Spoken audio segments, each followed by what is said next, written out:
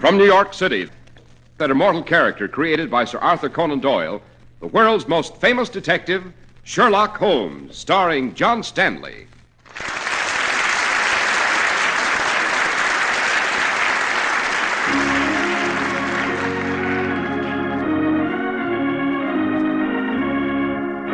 This week's story, The Adventure of the Elusive Agent, Part 3, the concluding episode.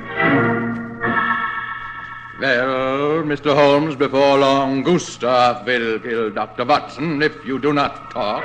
Peter, I warn you if anything happens to Watson. But it will. You do not know, Gustav, a man with the smoothness of silk, but hard as stone beneath. You only can save Dr. Watson. I am quite aware of my dilemma. But what you and Gustav have failed to observe is that... Get back, you British swine. I'll kill you here and now.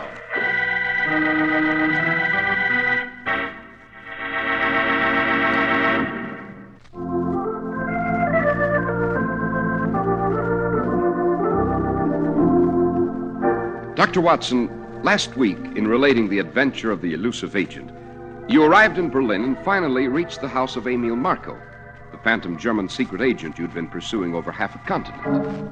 Yes, Mr. Harris, but unfortunately we found ourselves in enemy hands. Shall I recall the circumstances for our audience? By all means, Dr. Watson. As you know, it was the year 1913, a year when Germany and Britain were striving for mastery, a year when ominous war clouds were already gathering. Holmes's brother, Sir Mycroft, who was head of British intelligence, had called us in to recover some plans for the new and top-secret British tech, which German intelligence had stolen. Well, after a series of desperate circumstances, Holmes and I managed to obtain half of the plans, of which only one copy existed. Without the other half, the entire set was useless. You may recall, Mr. Harris, we pursued Marco to Paris, and there we almost lost our lives in a bomb explosion. Our luggage was rifled, and German agents managed to steal the half of the plans that we carried. But they were only clever imitations. Then we picked up Emil Marco's trail to Berlin. And what finally happened in Berlin, Dr. Watson? Well, a British secret agent, posing as a news vendor, a man named Collins, directed us to Marco's home. There, we were trapped by Marco's henchman Gustav and a brute of a man named Peter. Peter had seized Holmes, as Gustav said. Mr. Holmes, I once said we never kill our opponents in an ordinary manner. We torture them to death. I want to know the truth about the papers, Holmes. But perhaps it will require a bit of persuasion. Go on, Peter. Yeah, Gustav, I will make Holmes answer. That's it, Peter. Go on, persuade him. Surely, Gustav, you must know I wouldn't be carrying our half of the genuine plans. They are, of course, somewhere in England, safely in the custody of the Admiralty, where you will never lay hands on them. We thought of that, Holmes. It is possible you're telling the truth. But there is another possibility, too. Are you as patriotic as you seem, Mr. Holmes? You are not an official employee of the British government. I believe you may not be cooperating with England either, but playing this game alone, trying to collect both halves of the real plan yourself. Fantastic nonsense. It would be so profitable for you to have both halves and sell them to the highest bidder. Isn't that what you're attempting, Holmes? I repeat, the idea is absurd. Answer me. Help him to answer me, Peter. Yeah. If you have deceived the British, I will be glad to work with you, Holmes. But you must tell me the truth. Tell me exactly what you're doing. I must say the weather here in Berlin is rather chilly for this time of year. You won't keep this up for long, Holmes. Again, Peter. Holmes, good Lord, Come, Watson, don't look so agitated. I have no doubt I shall survive the efforts of this butcher. One has only to make the brain the master of the body, to concentrate, to divorce it from its physical functions. A trick I learned in the East, Watson. Speak, you swine, speak. Don't better, Gustav. This man Holmes is iron. He will not speak. All right. Release him, Peter. So, you still won't disclose the truth, Holmes? I was remarking to Watson here that your climate in Berlin is usually much warmer at this time. I've had enough of your stupid English humor, Mr. Holmes. I have a better idea. Really? Dr. Watson and I are going on a little trip together to my private retreat You, Peter, will stay here and guard Mr. Holmes. Well, sounds like some new deviltry, eh, Holmes? Just what is this proposition, Gustave? Very simple indeed. I shall be in touch with Peter here by telephone. If, Mr. Holmes, you do not disclose the truth about the plans in 24 hours, my hostage and your friend, Dr. Watson, will die.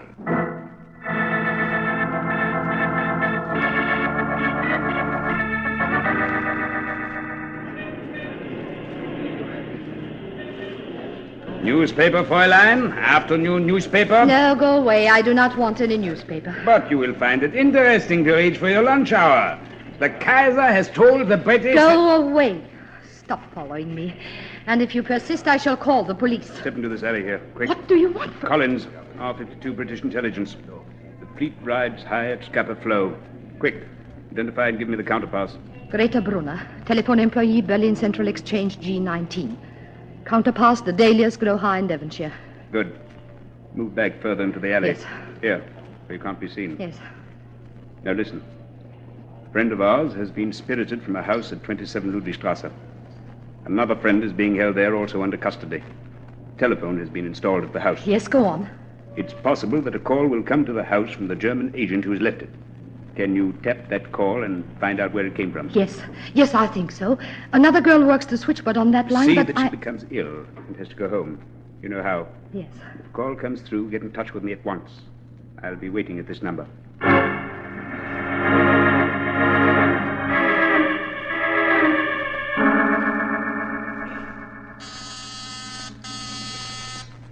Your number, please. Lützow 8834. Lützow 8834. Danke sehr.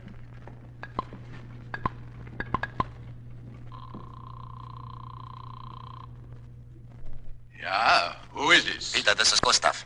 Is Holmes weakened yet? No, the swine will not talk. I see. Tell him that I am cutting the time to 12 hours. I will continue to hold his friend here at the Schloss until then. After that, it will be all over.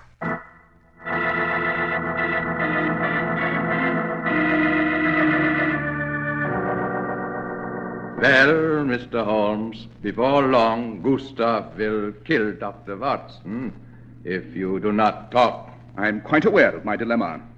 I'm also aware that if I gave your superior the information which I... Open up! Open the door! Who is that? Who do you think, you fool? I couldn't wait. I've done away with Watson.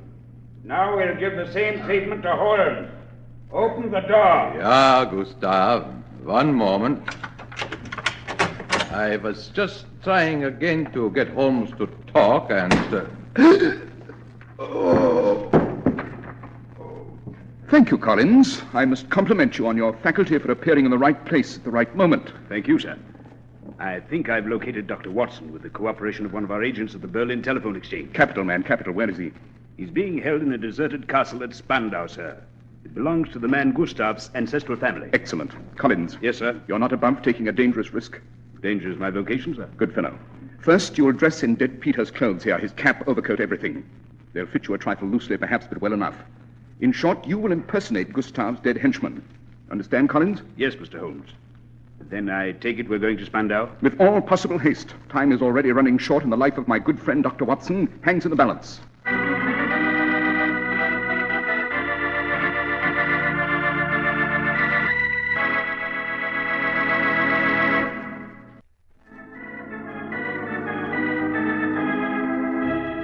Well, Dr. Watson, Mr. Holmes and Collins, the British agent, were off to rescue you at the castle in Spandau, where Gustav held you as his prisoner. Yes, Mr. Harris, the castle in Spandau was a huge deserted spot. In the dead of night, Holmes stood with Collins before the entrance. Look, Mr. Holmes.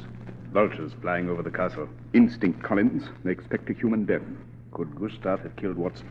Are we too late? Perhaps. Now, you will walk to the main gate. Yes. In your disguise as Peter, you'll ring. You'll keep Gustav occupied at the front door. I understand. If Gustav becomes at all suspicious, shoot to kill. I shall. I will dash to the rear of the castle. I'll prowl about till I find the room where Watson's being held captive and free him. Then we shall attack Gustav while he's talking to you. Excellent. Good luck.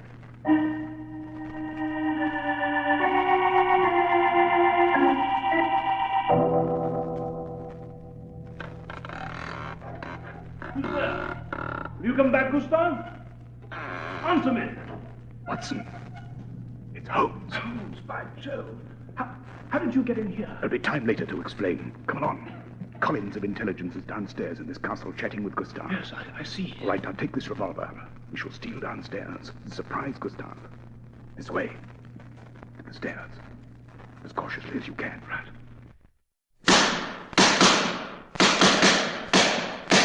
What on earth has happened? Something's gone wrong with Collins, terribly wrong. Hurry, Watson, run down these stairs. Wait, look. Staggering up these stairs toward us. It's Gustav. His face is covered with blood. Yes, he discovered Collins was disguised. They exchanged shots. Well, Gustav's been hit 2 or 3 times, you see. He's holding his side there. Blood from his chest, too. He's grasped the railing. Holmes! Dr. Watson, where one German falls, many more will rise. We will yet have the plans. You seem successful now, but any victory over us is an illusion. Well, he's falling down the stairs. Just let him fall to the death he so eminently deserves, Watson. But where is our own agent? Where's Collins? This way, toward the front of the building, where he and Gustav shut it out. There he is, lying on the floor there. Is he dead? Yes, Watson.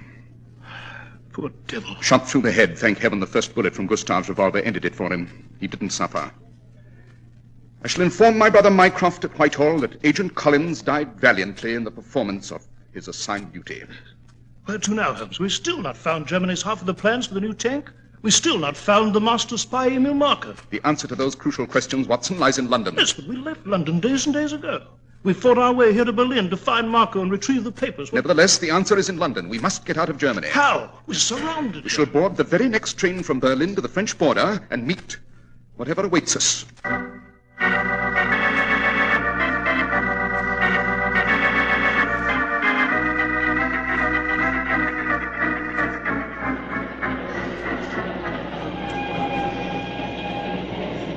Well, so far we're doing well, Holmes. We've caught the train. We're on our way to the French border. If we can remain alive to reach it, Watson. Dash, why are we returning to London, Holmes? The conductor. Tickets, please. Well, here you are, sir. Thank you, mynheer. I presume they're in order? So they are, mynheer. Just one more item have I to tend to, and... I don't think you will, sir. Use the button for your revolver, Watson. Strike him down. Yes. Oh. Good work. Why did you seize him, Holmes? He's hardly reached for his ticket punch when you pounced upon him. The bulge in his coat pocket. I realized it might be a revolver, as indeed it is. No, he's another of Marco's endless supply of killers. He was assigned to murder us here. Well, we can't leave him here. There'll be an inquiry. Oh, yes, we can leave him. You see, we're leaving this train. At the first stop? No, immediately. There may be other German agents aboard, but there are just 2 of us. We can't take the risk. My intention, you see, Watson, was to do just this even before the conductor arrived. We boarded the train ostentatiously, so they'd make plans for us all along the route. Now, we shall spring the trap. Come, the corridor. Open that door, Watson. Holmes, we can't leave off the train at this speed. It's our only chance. We shall wait for a run of what is apparently soft earth. Now relax as you go, Watson. Arms and legs loose. To try to roll over easily as you strike the earth. You ready? Yes, ready. After me, Watson. Jump!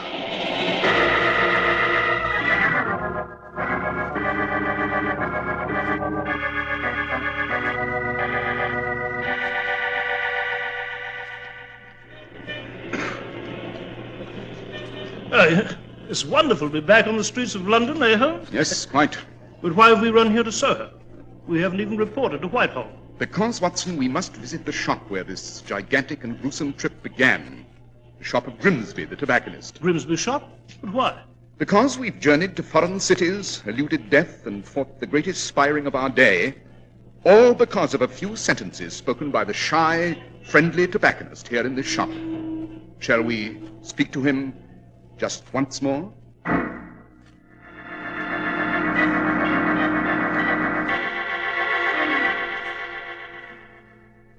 Back in London, Mr. Holmes and Dr. Watson? Yes, Grimsby. Wasn't Mr. Emil Marco at his hotel here in London? I described him to you.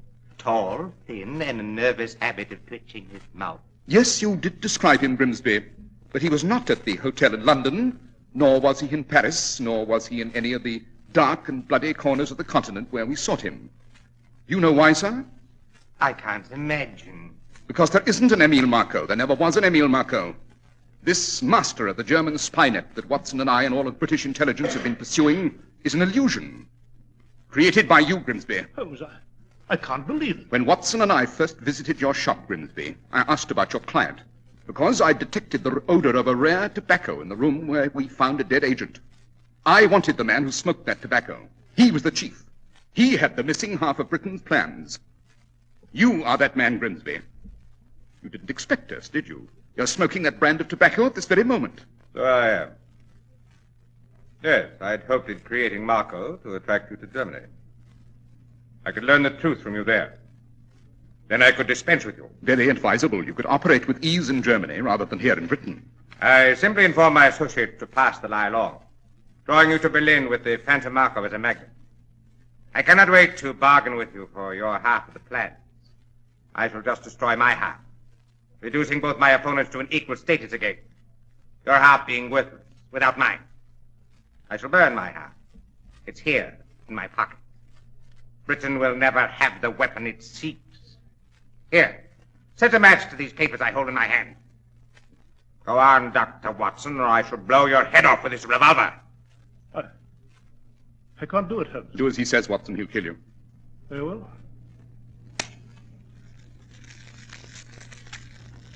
Thank you. Now I must leave. Lock this door from the outside. Do not attempt to shout or leave until I have disappeared down the street, or I will shoot. Auf Wiedersehen, gentlemen. He's gone, Holmes. Vanished into the crowd. The plans, they're burned to a crisp. Quickly, Watson, pick up that chair. Don't lose time trying to force the lock on that door. Smash the glass with that chair. Right you are.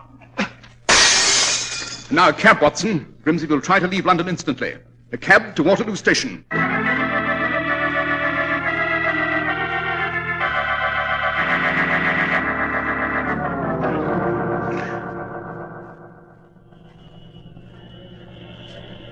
Why should Grimsby be here at Waterloo Station, Holmes? Because he realizes Whitehall would turn London topsy-turvy to find him.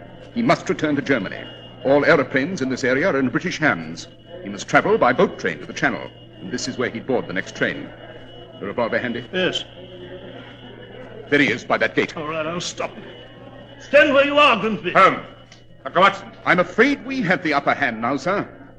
Now, before we turn you over to the authorities, where are your half of the plans? You saw me destroy them. I burnt them before your own eyes at the shop. Oh, no, Grimsby. You've played card after card by which we have been deluded. But I say you still have the missing half of the plans for Britain's new weapon on your person. This last ruse of yours is quite transparent. And you burnt an ordinary piece of paper. Did I? I'll search him, Holmes. All right, put up your hands, Grimsby. Oh, he wouldn't carry the papers openly in his pockets, Watson, nor in his wallet. He would conceal them in a spot where no one might think to look. Except, of course, your humble servant. I'll find them. The search isn't necessary, Watson. One must always analyze a personality in its own milieu. Within itself, it contains the answer to its mysteries. Now, where would a tobacconist be likely to conceal a few small papers? Why, beneath the tobacco in his tin. Let's have a look at that tin. Yeah, I'll open it. Look, it's filled with tobacco. And beneath the very same rare tobacco which first launched us on this great adventure, Watson? The plans, Holmes. The plans!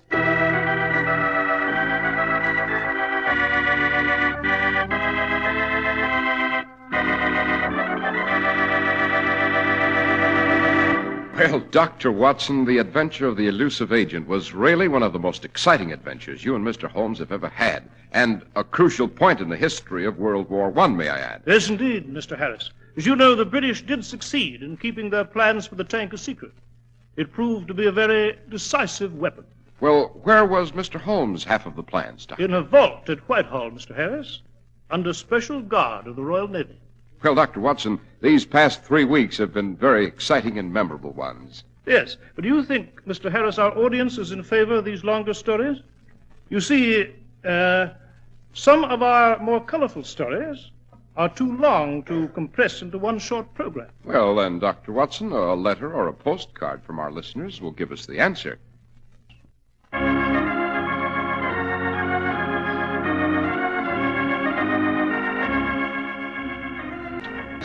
The world's most famous detective, Sherlock Holmes.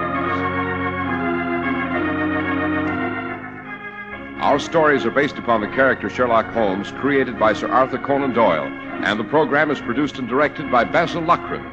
Sherlock Holmes is played by John Stanley, Dr. Watson by George Spelvin. This week's story was written by Max Ehrlich and Howard Merrill, with special music by Albert Berman.